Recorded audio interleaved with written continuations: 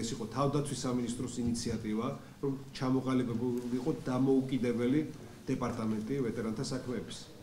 იმიტომ რომ არა მხოლოდ თავდაცვის სამინისტროს საკითხია ვეტერანთა საკითხი, ეს არის სხვადასხვა უწყებების ვეტერანები, დაახლოებით 77,000-მდე ვეტერანია და მათ ჭირდებათ პატრონი, კონკრეტული პატრონი და სწორედ ამიტომაც მივიღეთ ეს გადაწყვეტილება და უკვე ჩამოყალიბდა დამოუკიდებელი ვეტერანთა დეპარტამენტი, რომელიც 2014 წლის იანვრიდან დამოუკიდებლად იარსებობს.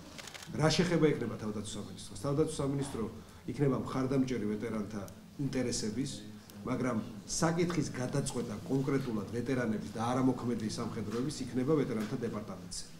მათ ბიუჯეტზე მათ უნდა წაიყვანონ, შექმნან და განახორციელონ პოლიტიკა, ვეტერანთა პოლიტიკა ჩვენს ქვეყანაში.